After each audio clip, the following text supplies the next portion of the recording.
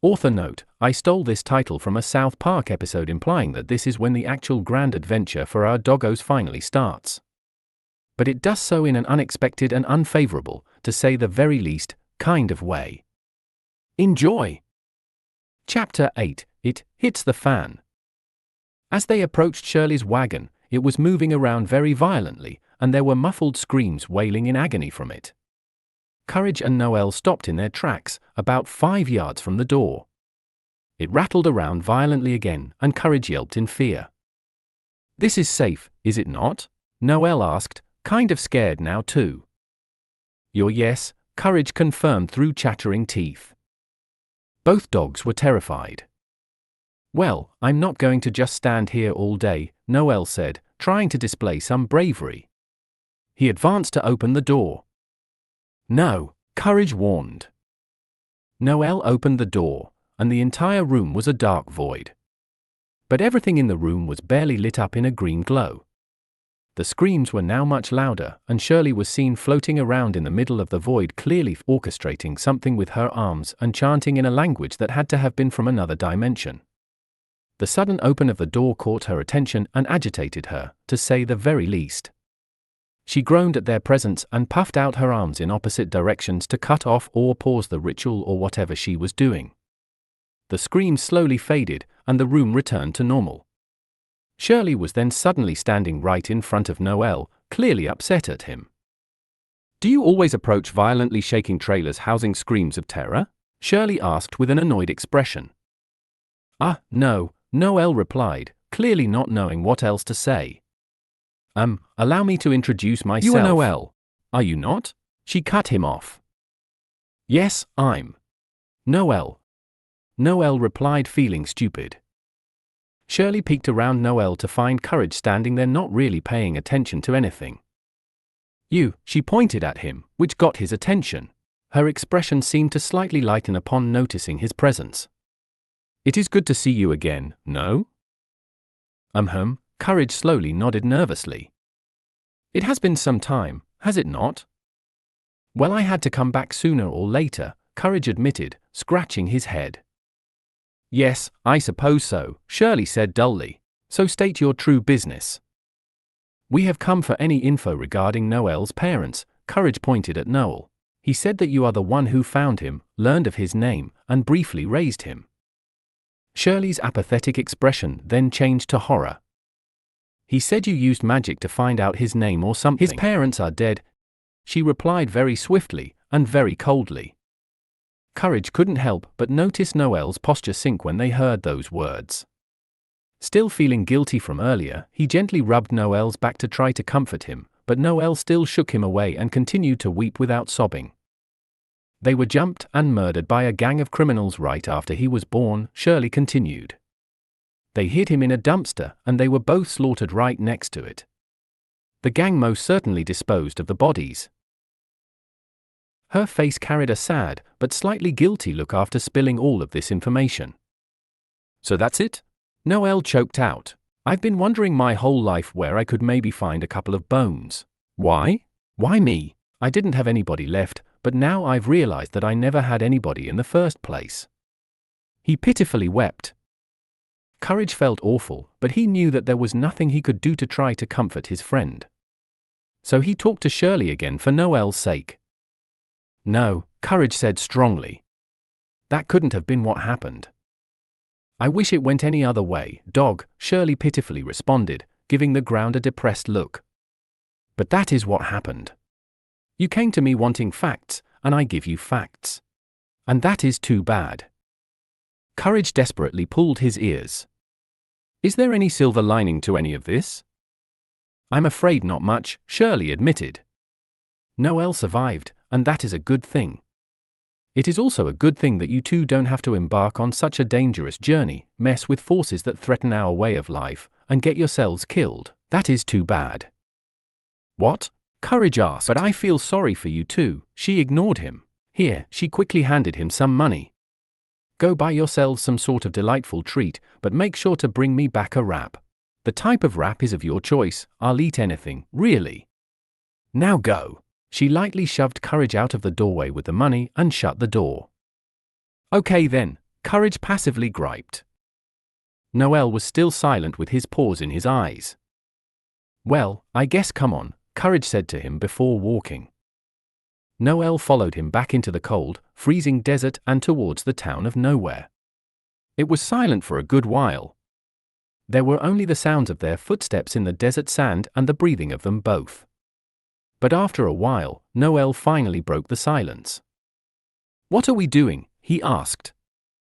"We are going out for hot cocoa and to fetch Shirley a wrap," Courage tried to say enthusiastically for Noel's sake.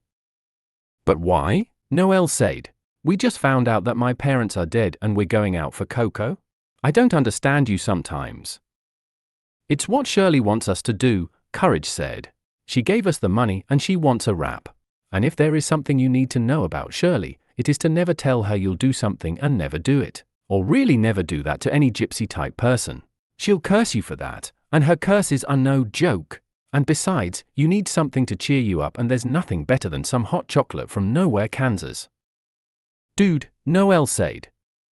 "Isn't there ever a moment in your life where you don't do something for someone else? You reek of blind affection, and your life seems like it revolves around others and their needs. When are you ever going to tell someone no, and do something for yourself instead?" Courage felt offended by this again, and he couldn't even pretend he was in a good mood anymore after that. "I do stuff for myself all of the time." "Oh really?"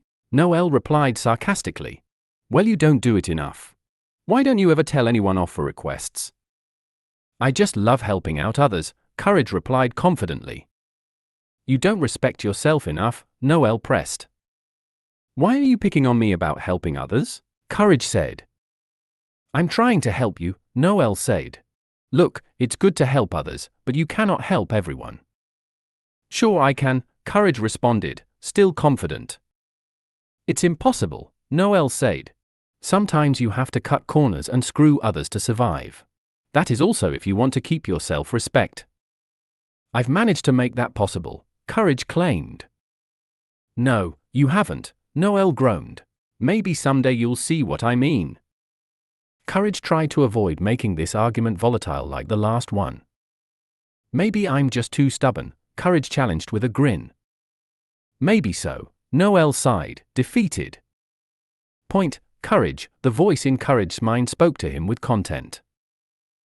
"Come on, buddy," Courage smiled at Noel. "Cheer up. You have me to help you get through this. And please trust me this time.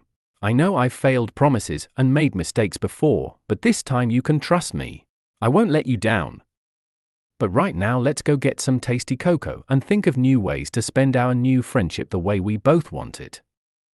"Okay," Noel sighed to Courage.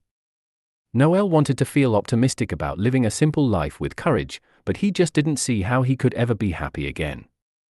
He'll just have to try to put his trust in Courage and see what happens.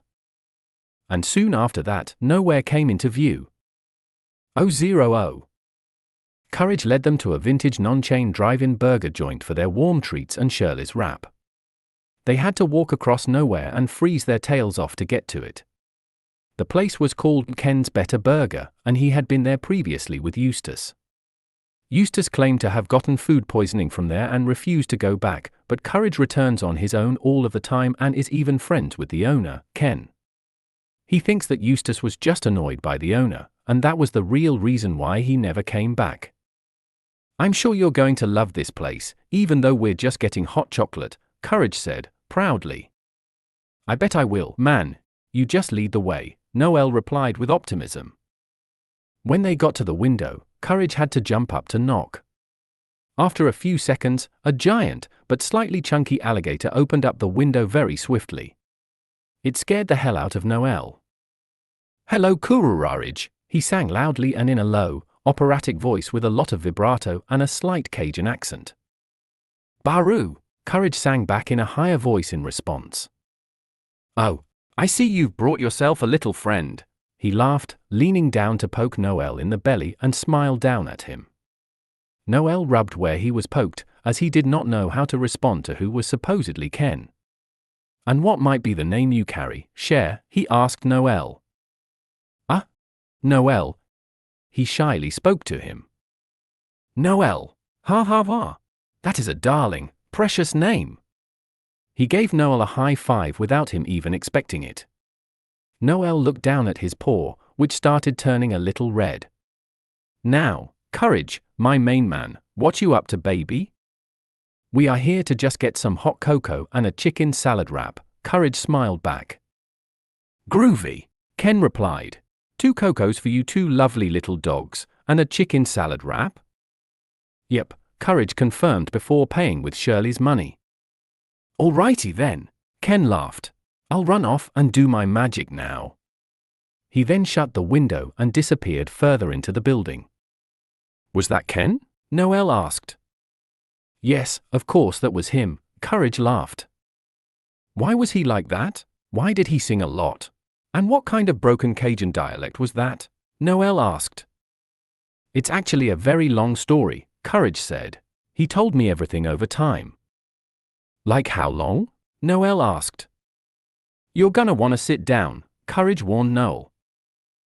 No, I'm fine." "No, seriously, sit." Courage grabbed onto Noel and made him sit on the nearest vacant bench. Noel didn't resist.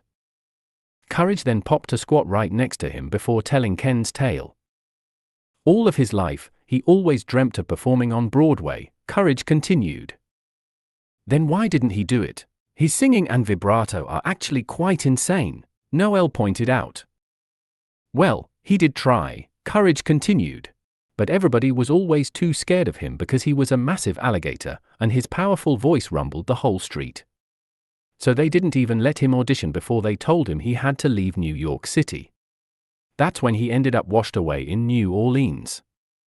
Even though he knew he had great talent, it didn't matter how good he was because they were never going to let a gator like him in. They judged the poor guy before they even knew him. So he dwelled in the sewers beneath New Orleans and ate to try to quell his depression. Before he even knew it, he also ate both animals and humans that found themselves down there. After guiltily preferring the taste of fresh meat, he'd set up traps throughout the city above for unsuspecting victims to fall and become his meal. He lived like this for years until one day, a dog he was just about to eat howled in such a way that lifted him out of his depression and self-pity.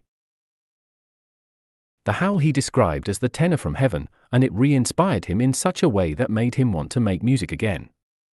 So after letting the dog go, he proceeded to help the dog with his own little mission to save a little orphan girl, so that he could make music with the dog.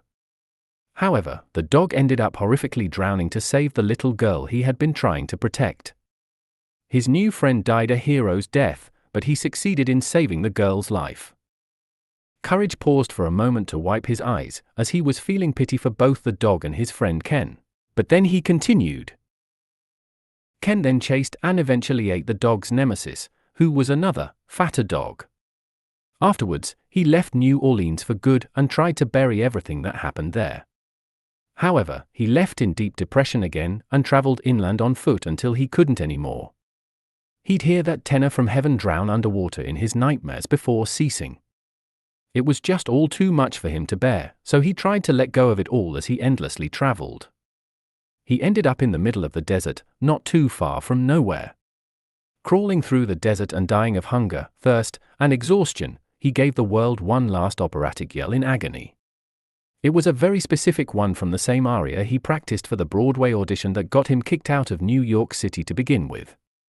But once he ran out of breath, he fell to the ground to die.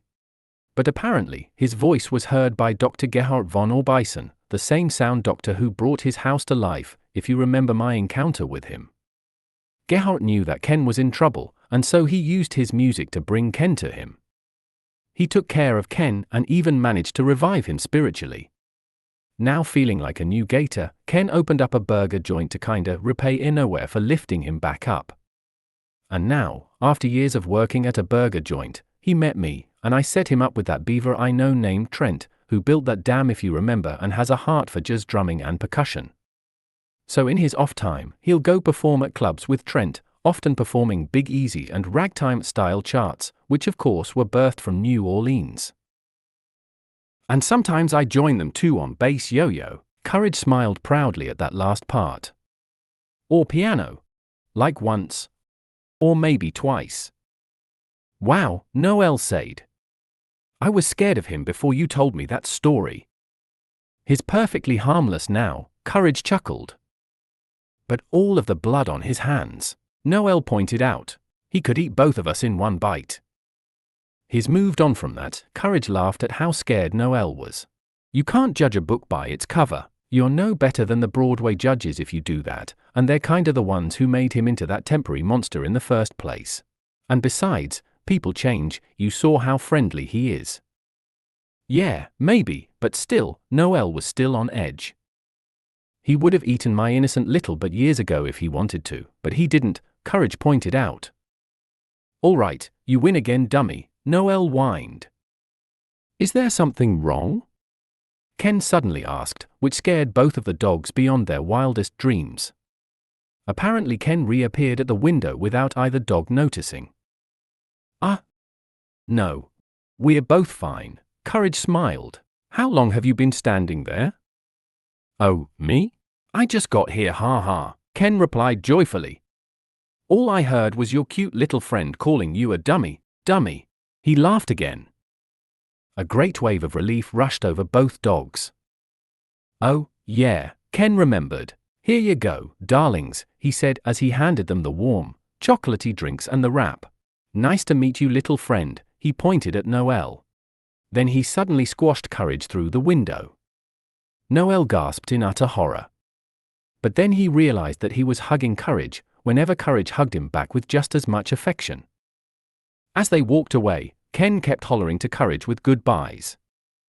Courage, my man, come and see me again sometime, sugar. Alrighty, Courage replied with another smile and a wag of his tail. And after that, they went back off to Shirley's. After enough distance has grown between them and Ken's, Noel decided to speak up. Well, don't you two have some sort of special friendship? Noel laughed. How come you've never told me about him? Oh, he's just overly friendly, Courage said. And I'm not that close to him. And he's more like a distant uncle than a peer anyway. And I really don't even see him very much. Oh, Noel replied, staring down at the steamy cups of cocoa. Whose drink is whose? I don't know, just grab one, Courage said. After Noel took one, he continued to examine it, like it was poisoned or something. He stared and watched Courage take a sip of his. He smiled greatly at the delicious taste of the drink, but then stopped when he noticed Noel staring at him. What? Courage asked. Man, you are probably slurping up remains of dead dogs and human skin right now, Noel harmlessly quipped. Oh, just shut up and take a sip, trust me, you'll feel better, Courage reassured. Noel shrugged and took a sip. Oh, I forgot to warn you, Courage said. Ken crushes up white chocolate chips and mixes them with vanilla for an extra creamy, vanilla experience too. After finishing his first gulp, Noel looked back over at Courage dully. I feel about as vanilla as one could get, he said cynically. Well, better that than sad, Courage remarked. I suppose so. It was still cold outside, but the rich and creamy hot chocolate coated both dogs' stomachs with warmth and content. But just as both dogs were walking by the alley by the grocery store, Noel stuck his paw in front of Courage to get him to stop walking. What are you doing? Courage was interrupted as Noel shoved a paw over his mouth. Sure, he shushed Courage. They waited in complete silence, besides the normal sounds of nowhere all around them. Listen. Very carefully, Noel slowly whispered. Then after some time, a very small and slightly distorted female-sounding voice came from that dark alleyway as a slight groan. Courage and Noel gasped at each other. Noel started to go into the alleyway before Courage grabbed his arm. Watch the fur, idiot! Noel groaned. What are you doing? Courage asked. This is nowhere. You don't go walking into dark alleys like that, especially not this one in particular. It's a closed-in alleyway. Did you forget, I used to live in these alleys? Noel proclaimed in a harsh whisper, and this was the one I'd dwell in the most. It's safe, you coward. But why are you so interested about what's in there? Courage asked with another tug. Because I've heard that voice before, Noel said emotionally. I don't remember who it belongs to, but it's calling me, I know it is. He shook Courage free and advanced into the alleyway. Ooh, this is not good. Courage pulled on his ears before cautiously following Noel. It was even quieter inside the alley. And once they entered, they never heard that voice again. Courage was trying to scan for anyone or anything that could cause them harm, but his eyes were having trouble adjusting to the dark. The memory of that voice disturbed him, as it was a creepy sound anyway. And he dreaded hearing it again, and possibly louder, and much closer to him. The memory of that sound worked with the cold air and sent chills throughout Courage's body. But when they finally reached the back wall of the alleyway, they found absolutely nothing. Noel turned around to face Courage. "There's nothing here," he said sadly. "But I know I heard something. You did too, right?" Yes, I did," Courage responded nervously through chattering teeth. "But there isn't anything here." Then it hit Courage like a missile. His body heated up with adrenaline. "Noel, this is a trap. I should have known better. We need to leave. Now." He tried tugging Noel. "Calm down, Courage," Noel said, slapping Courage's paws off of him. "We can't be certain of that yet." "But it is," Courage cried out of fear now, tugging on his ears. "Okay, fine, you win, as always," Noel interrupted. "I guess this isn't as important to you right now as it is for me, so I guess we'll leave." No, that's not why," Courage tried to amend before getting interrupted again by Noel. "No, we're leaving," Noel said. "Come on." The voice in Courage's head was silent this time. But as they started walking back towards the entrance, Courage noticed a sticky, squishing sound coming from Noel's feet. As he looked down at his feet, he noticed that Noel had indeed stepped in something icky. He cringed in utmost disgust. "Yuck," exclaimed Courage. "What?" Noel asked in confusion. "I think you stepped in something," Courage grimaced. "Ooh?" Noel said before lifting up his foot to see it covered in a sticky, black substance. "Or, sick," he exclaimed, and he tried scraping it off. However, whatever it was seemed to horrifically grow in volume, and it was now spreading up his legs and his paw he used for scraping. Courage trademark screamed as he spilled his cocoa and dropped Shirley's wrap. What do I do? What do I do?" "Courage!" Noel screamed as he fell. His own cup of hot cocoa splashed onto the pavement, and Courage felt some of the searing hot droplets singe his fur. The dark substance seemed to make it harder for Noel to walk. It now spread so far that now he couldn't even get back up. Courage then spotted some dark tendrils of some sort suddenly emerge from underneath the closest dumpster to Noel. They seemed to be after Noel. He completely booked it towards him and ran as fast as he could. Just as he was about to reach Noel, the tendrils completely wrapped around Noel's right leg and began to pull him towards the dumpster. Courage jumped and barely got a hold of Noel's clean paw just inches from the dumpster. Noel's entire lower body was now coated in the substance, and the tendrils only pulled harder. He feared that it was causing great pain to Noel, whose feet were now entirely under the dumpster. "Courage!" Noel cried. "Don't let me go. I don't want to go." He tried kicking, but his black-coated leg just would not budge. Instead, the substance made its way much faster to the rest of his body. "You're not going anywhere," Courage groaned as he pulled harder on Noel's paw. He now had his other paw on Noel's forearm and pulled as hard as he could with both. Noel groaned in pain. The substance was now up to his shoulders and making its way to his head and the arm Courage was pulling. "Ah, Courage, it's too late," Noel cried. "No, it's not," Courage barked and pulled even harder. The black substance started spreading onto Courage's paw too. It moved like it had spider-like legs underneath it, and Courage couldn't feel them. He yelped in fear upon feeling them dig into his arm. As it started to coat his arm, it was cold, and very sticky. He then looked back to Noel, who was now covered up to his neck. "Courage," Noel choked out weakly. "Don't leave me," he sobbed. Then his entire face was coated in that black substance. Noel's expression froze in that terrified look, and it greatly disturbed Courage. He screamed again, staring into the now black, unmoving face of Noel, but he didn't let go of him. He'd never let go. Ever. But then more tendrils made their way underneath Noel's arm and wrapped around it on top of Courage's paw. It then grew a crimson spike that stabbed Courage's paw. It felt just like a hot needle. Ouch! Courage shrieked in pain. But the scary part was when his arm went completely numb, and he caught the substance retreating off of his arm and back onto Noel's, who was now deathly still. Another tendril grabbed Courage and threw him further away from the dumpster. And then in less than a blink of an eye, substance covered Noel and the tendrils completely disappeared under the dumpster, and it was deathly silent again. Courage, who was still full of adrenaline, quickly tried to crawl back over to the dumpster, but his muzzle hit the ground when his numb arm gave out underneath him. Feeling nothing but hopelessness and fear, he then slid himself the rest of the way with his one working arm. He looked under the dumpster and saw nothing but the pitch black. Utterly terrified, he decided to make his way under the dumpster.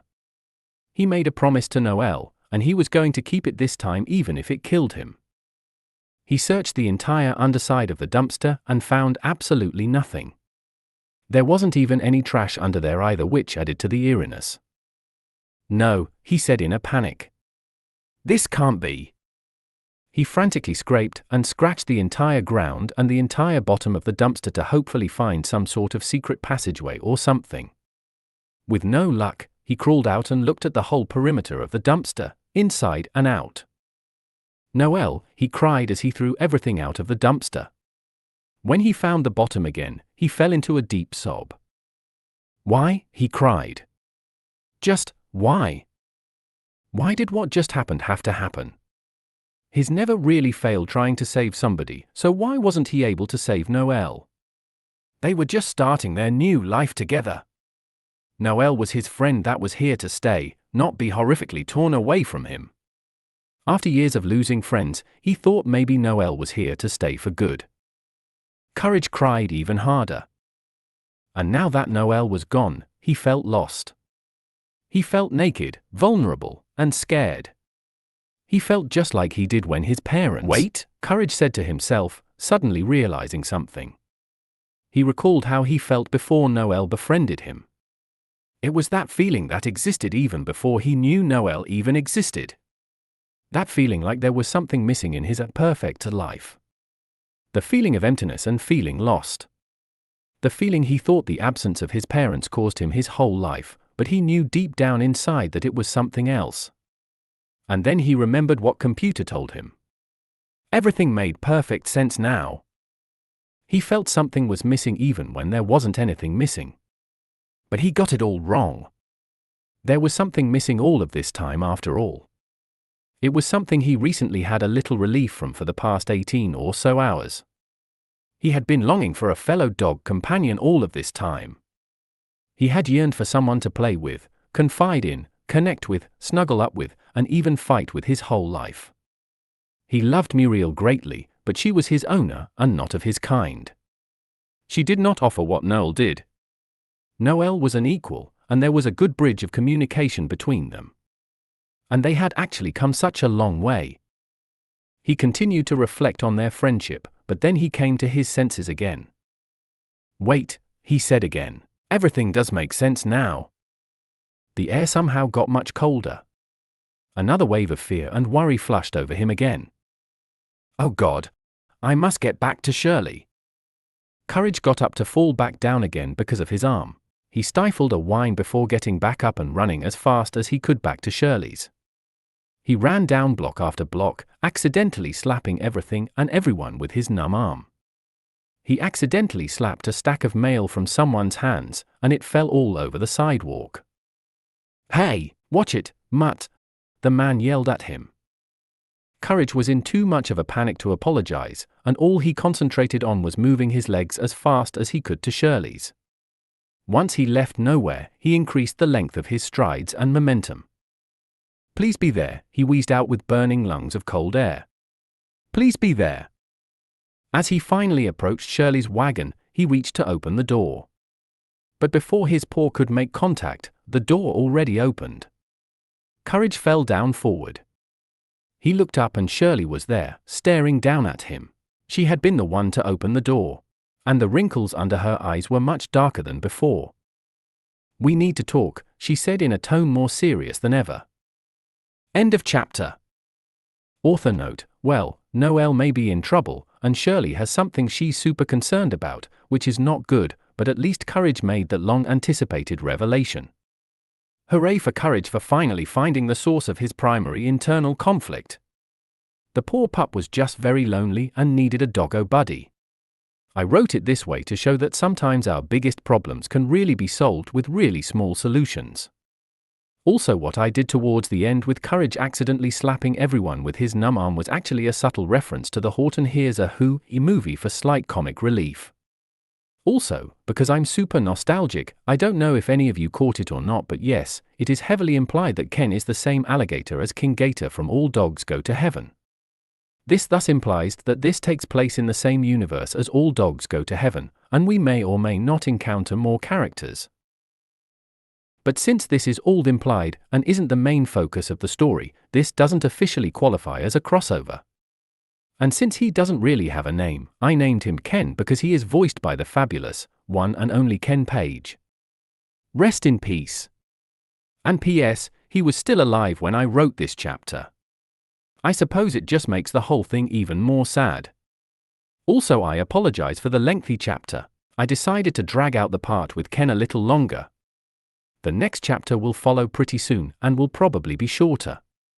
It will dive a little bit more into Shirley's backstory, Noelle's backstory, introduce the main antagonist, and introduce more characters.